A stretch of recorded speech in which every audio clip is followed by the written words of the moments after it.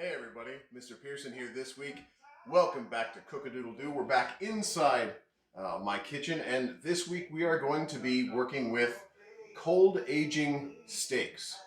All right, really great way to have flavorful steaks all the way through, even when they're a little bit thicker cut. You get flavor into the middle, and we'll go into that in just one moment. This week, behind the camera, we have the lovely, you can't see her, but trust me, she's gorgeous. You've got the lovely Mrs. Pearson, third grade teacher at Kramer, professor, not yet emeritus at Miami University, but maybe someday. So thank you, darling, for helping me out with Cook-a-Doodle-Doo this week.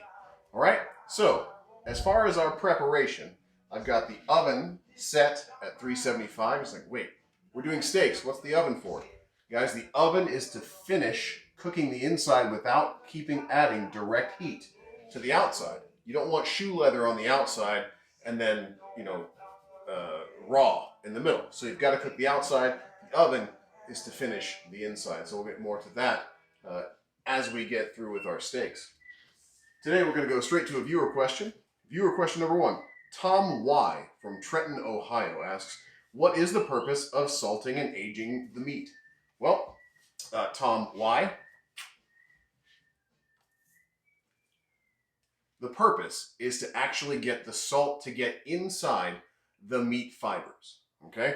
Let's say we were just gonna get the meat and we open it from the supermarket, or you get it, bring it home from the butcher, and you put it straight into the pan and try to season it later. Well, that seasoning only goes on the very outside of the meat. So once you cut into the center, you're not really getting any flavor from the seasoning. Yeah, it still tastes like meat, but you haven't helped break down those protein cell walls at all, okay? So think of your steak like a sponge, okay? You have a wet sponge. All the moisture's on the inside. You squeeze that, it brings the water out, okay? But then you set it back down on a plate and all the moisture draws back in. The salt and thyme, because I put these back in the refrigerator for about 5 hours, the salt and thyme acts like that sponge effect. That squeezes the moisture. You know, salt dries things out, pulls the water out of it. Okay? So it pulled the moisture from inside the meat out to the surface, like when you squeeze the sponge. But then the moisture had nowhere to go once the salt was dissolved, except back into the meat. So you're actually getting salt into the muscle fiber by having it dissolve in the meat's own juices and then get pulled back in.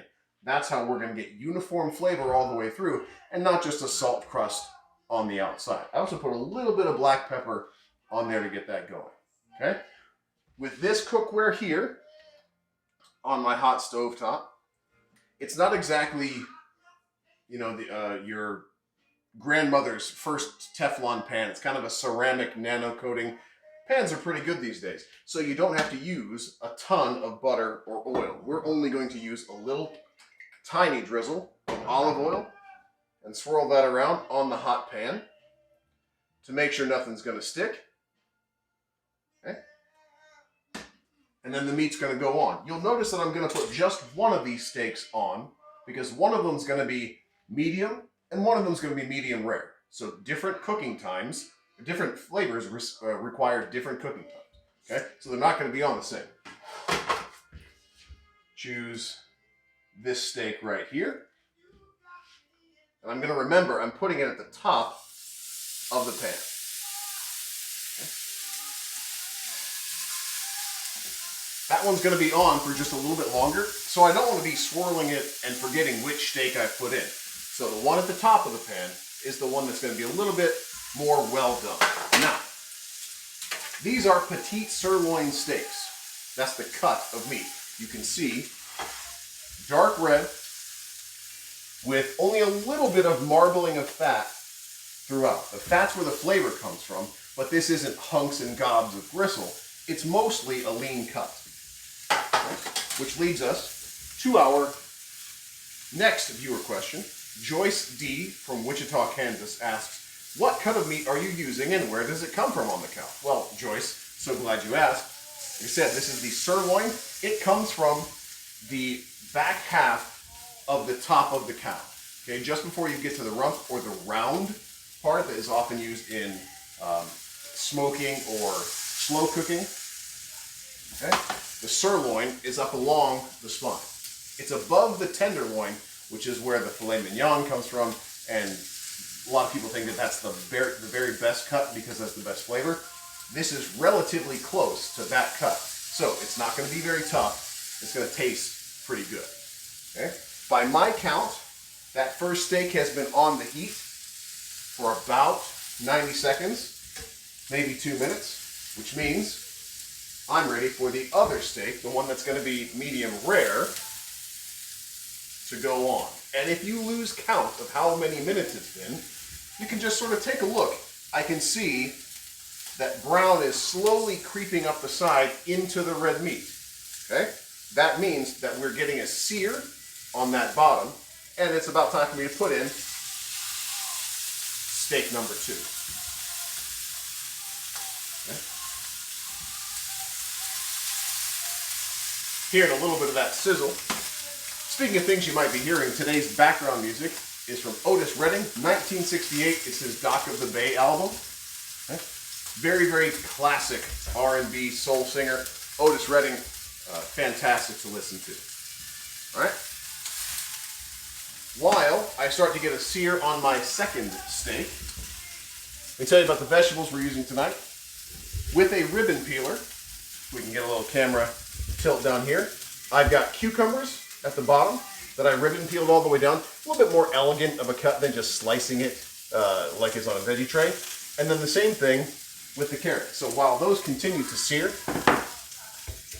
just take the ribbon peeler and cut yourself.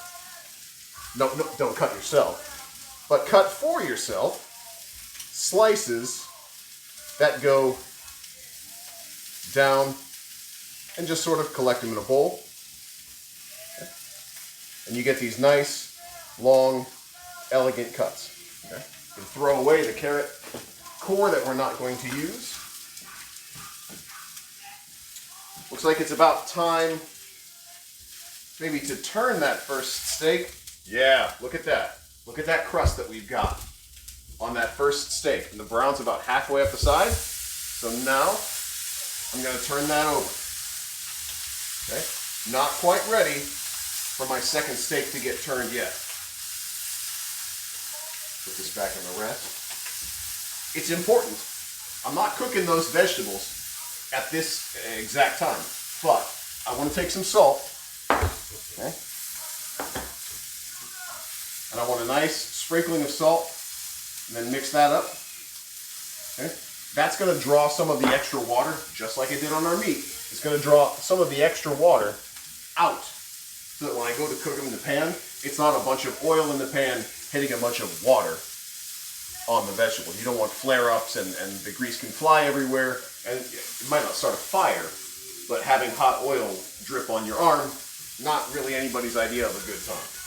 I see some smoke coming from the second steak. Pick it up. There's the crust. Let's turn that over.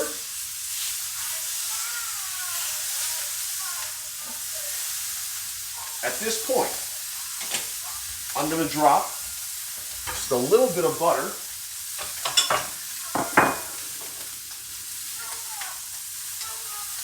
into the pan.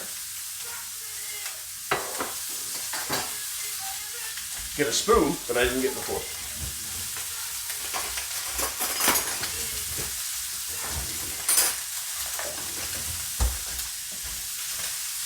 And I'm going to use that butter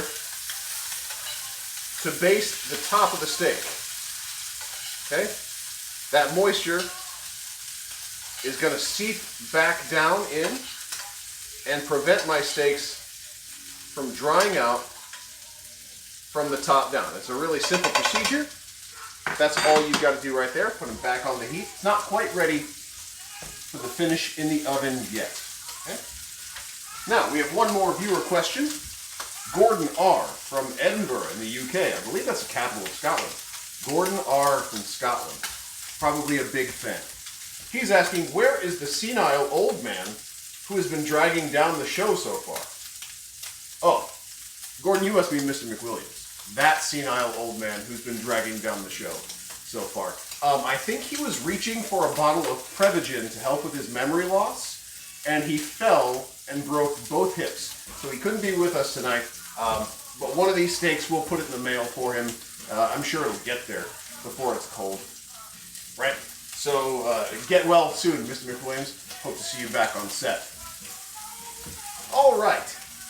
Since it looks like we have a decent sear on both sides, let me baste one more time. You can see all the brown solids coming down in there from the meat. Just make sure the moisture gets back up. Remember, the one on top has been cooked a little bit longer, so I'm going to make sure it's still there. Now, it goes into the oven. You might not be able to see it, but at the bottom of the oven is a pizza stone. I'm not going to put anything on the pizza stone. Okay? Actually, that rack is in the wrong spot, because somebody was making creme brulee in our house.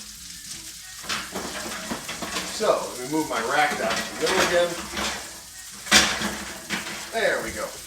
Now, I'm going to put this into the 375-degree oven to not have any more direct heat coming at it from this burner. Okay? So yeah, the pan's still hot, but we're going to get sort of an envelopment of heat.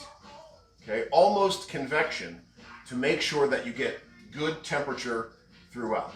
This, plus resting it at the end, is how you're going to get a steak that is not solid cooked like it's a brick, but also not still raw on the inside. Okay? While that finishes, you'll notice I'm leaving this burner on. I'm going to be very careful.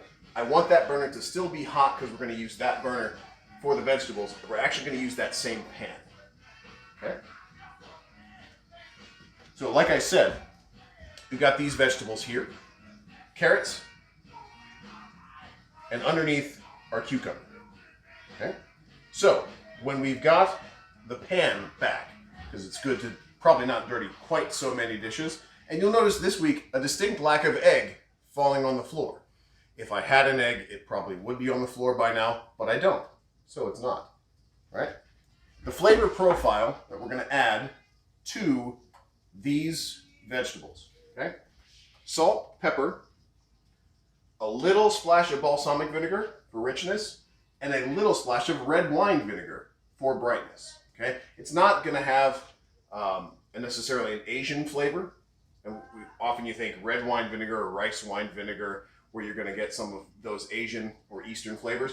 This one's going to kind of be right down the middle, and it's going to go with the flavor profile of our steak, which has only been seasoned with salt and pepper. But for a little kick of extra flavor on the steak afterward, I made a compound butter. You can see that little ball of butter in there. Okay?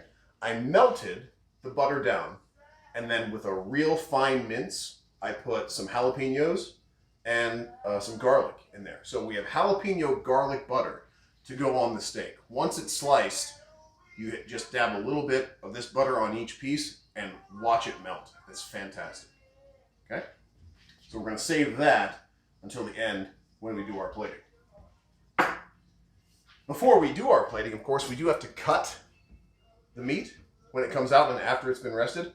This knife, you can see it's an 8-inch chef's knife. Okay?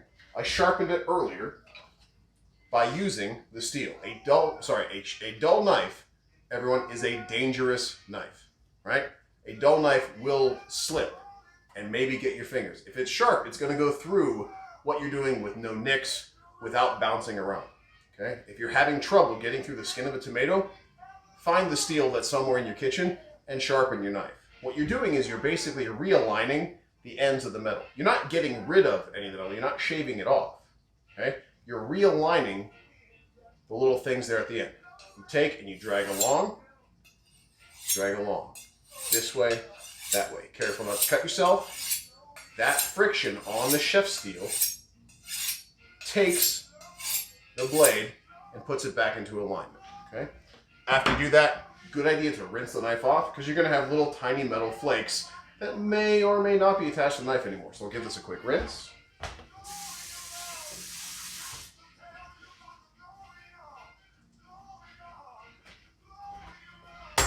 Now, in in that amount of time, it's possible that our steaks are done on the oven part of it because it's been about 4 minutes. Take a look in there. Okay, not quite. There's still a little bit too much pink around the edges of the one in the back. So, I thought they'd be done faster than that. I have nothing to fill this time with. Camera guy, do you have anything? I got nothing. You got nothing? I want to know why there's a pizza stone at the bottom of the oven. You said there was one there. Why is that pizza stone there? Thank you. There is a pizza stone down at the bottom of the oven. Okay? If you'll remember, back to last week when we made pizza on Mr. McWilliams' grill, he actually put the dough on the stone, right? But nothing is touching the stone here, so why am I using it? Well, electric ovens, or any oven that is regulated by an electric thermostat, doesn't keep it. It says 375, but it's not keeping it at 375 all the time. Okay, the thermostat gets to 375 and the oven says that's enough. So it cuts the heat off.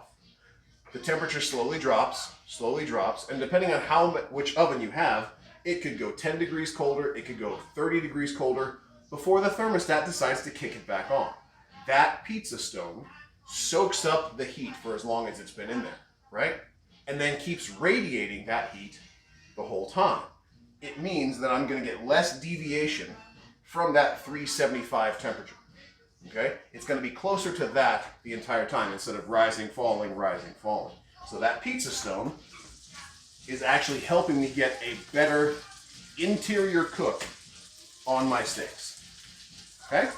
Ooh. Some science there. I know, right? So, Alton Jr. Get a pizza stone or two. They're not just for throwing your flatbreads on. It's a helpful cooking tool if you want to have just something a little bit more refined coming out the end. Okay?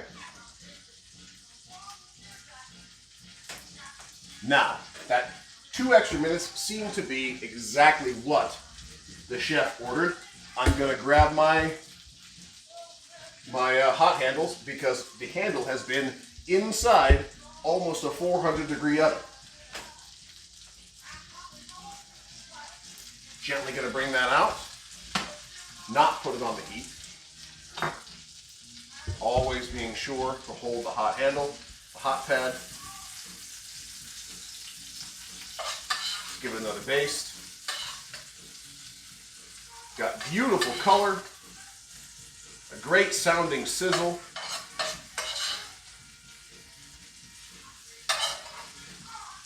Okay. And you might say, well, these steaks are a lot smaller than they used to be. Look at them compared to the one that hasn't been cooked. They've shrunken because the muscle fibers are now tighter together. The heat has contracted everything, and some of the juice has come out here. Hopefully not all of it. Hopefully when we get in there, it's going to be a fantastic steak. Okay. Carefully reaching around there. Got my hot pad. I'm going to bring them over here to rest. There's the crust on the bottom. That's the sear that you get. Okay. The one on my right is the more well done. The one on my left is the less well done. Those are my kids that you can hear in the background. A brief intermission. All right, a little intermission for the cooking show. Thank you, Russell and Natalie. Okay, you can see the solids that we still have going on in the pan. Okay, that's moisture and a little bit of fat from the butter, the fat that's rendered out of the meat, and the tiny bit of oil that I put in there at the beginning. The pan is still hot, I'm remembering that. That's why I've got the hot pads. It's going to go back on the actual heat. How many times did it take you to figure out that handle gets hot? More than I'm going to admit.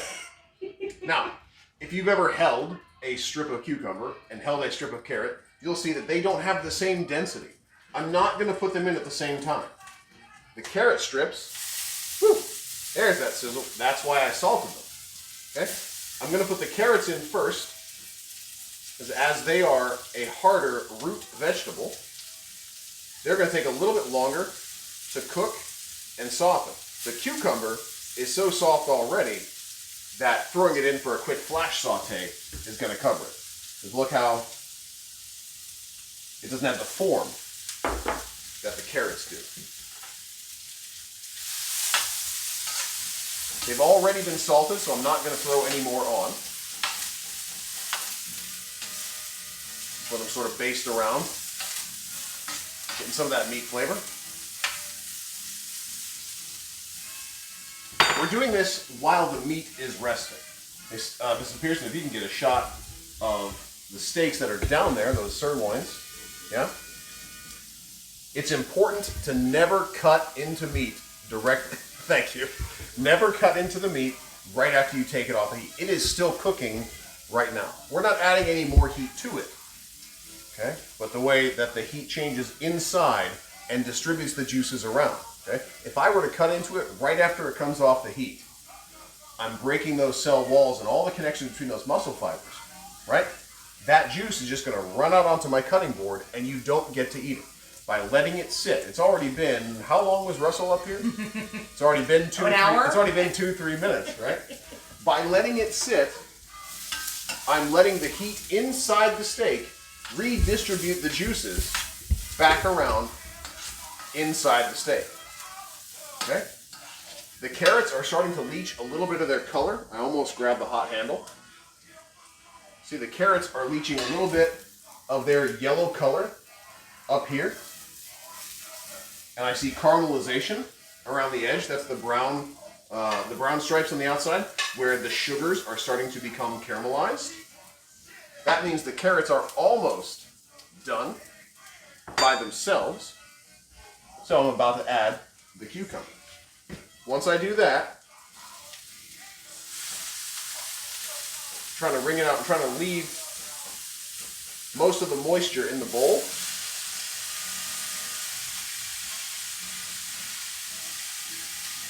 Okay. By leaving the water in the bowl, I get a crispier final product, right? Now take a look at all of that. All that water that was inside vegetables that's not going to be making a soup on the bottom of my pan.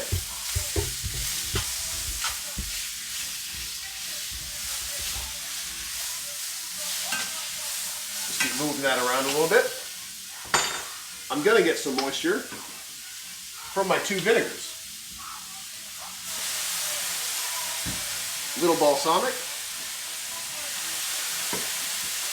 little red wine,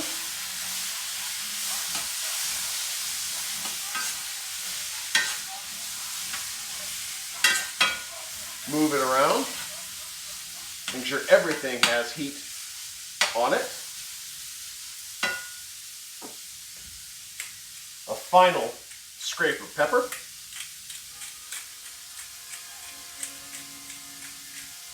Smell that vinegar. Yeah, and you only need just a little bit of the vinegar to flavor the entire dish. It brightens it up really nicely.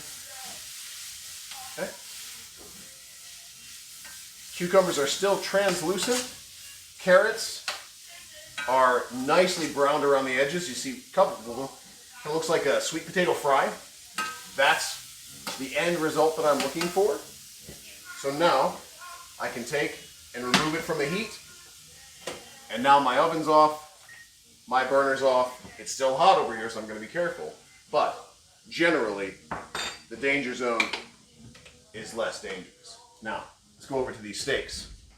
You can see, I'll bring over a paper towel. We've got a little bit of leakage happening from there.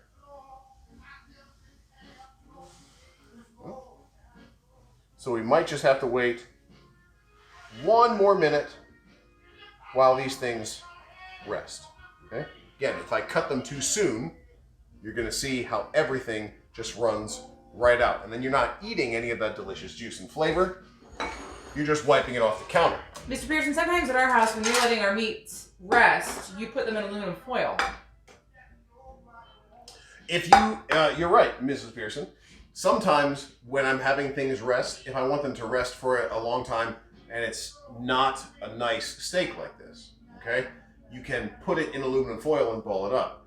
What you're doing is you're creating a new oven, okay, where the meat itself is the pizza stone. It's the hot thing inside the metal frame that will continue to cook itself, okay?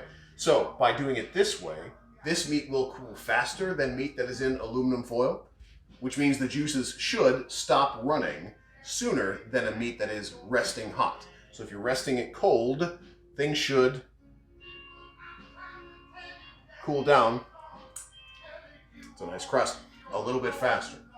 Now, as a rule, not a rule, more of a guideline, you can tell the doneness of your meat by how it feels when you touch your face. For example, if I like a rarer steak, if you push the end of your nose, how the soft nose rebounds, okay, that's how you're going to want your steak. If you like it right on medium, think about your chin.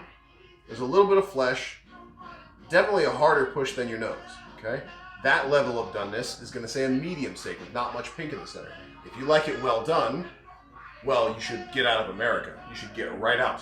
But if you like your steak well done, it should be more like touching your forehead, where there's almost no give under the flesh, right? So, well done, medium, rare or medium rare, okay? This is the steak that cooked for a little bit longer. As I touch it, there's give on the outside, but then it stops. This one, which was not seared as long, has a lot more give on the inside. Spoiler alert, that one's mine. Mrs. Pearson's gonna eat the one that's just a little bit more done. Okay? I didn't get different steaks, I just cooked the same steak for different amounts of time. Okay? That should cover it. Now, we're gonna cut in and see how these are. Right? The more well done steak, okay, I'm always gonna cut all the steaks what they call on the bias. Okay? I'm not gonna cut straight into it this way, that way. I'm gonna give it cuts at the angle. That way I'm not disrupting the cell walls quite as much, okay? It's warm to the touch, but not hot anymore. I'm gonna slide my sharpened knife through it. And there. You've got a medium steak, okay? You can see there's still a little pink on the inside, but it's mostly brown around the outside. My son is asking if he has a messy apple face. Okay? I do not have a messy apple face, Russell. So, I will continue to cut this whole thing down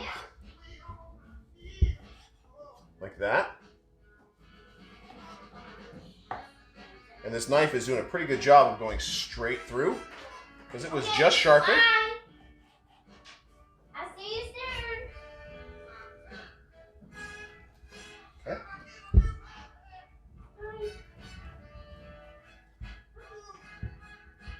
We'll leave that there. And now we're going to compare it to the more rare steak that was not cooked as long.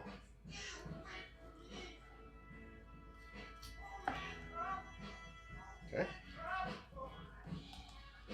Don't know if it's coming through in the camera. This is probably the best one. Here, the pink is darker and the brown doesn't go in quite as much. So you can see this one spent less time on the direct heat than the first one. Okay. So you cut these down. Just takes a minute to slice the rest of them that way. And yeah, you still have juices leaking out, but let me tell you, not nearly as much as if we hadn't rested them. Because you still are slicing into the fibers, right? You're not going to have this process be totally dry. It's not one of Mr. McWilliams' art classes, right? There's subtlety to it. So what I like to do for presentation and plating is slide the knife underneath, carry the whole thing to there, and sort of fan them out a little bit so we get direction. Same thing with the more medium steak. Okay. Transplant it to the plate. There we go. Pan is still hot. So I'm going to grab it with the tongs. Take this. Give me a little presentation twist right there in the center. Take this. Little presentation twist right in the center. A little bit more cucumber on this side. And there you go. A relatively low-ish cal, healthy-ish meal. very low in carbohydrates. If you're on keto, this is the one for you. You've got protein, you've got fiber, you've got vitamins and minerals, and you've got liquid content to help the digestion age along. Now, here for the pièce de résistance, we've got the compound garlic jalapeno butter. Like I said, you just take a little bit, okay, and this would be served with you at the steakhouse, and you put it a little dab, okay, right there on the steak.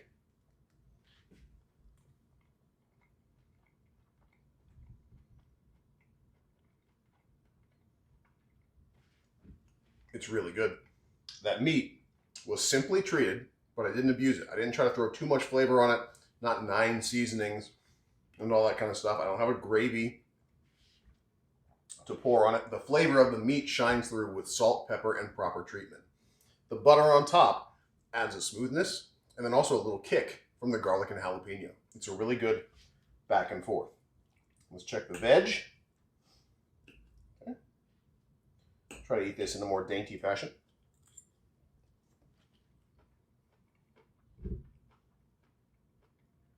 There's still a toothsomeness to it. It's not a ball of slime that you're choking down. Even the cucumber, the soft cucumber, you still have to chew through it, right? So it's not like Popeye spinach out of a can. The flavors of the vinegar have elevated the vegetables, and these two things go together really well. So thanks for tuning in with us this week on Cook-a-Doodle-Doo, my solo show. Mr. McWilliams, get well soon. I think my wife and I are going to enjoy these beautiful steak dinners. Thanks. We'll see you next week.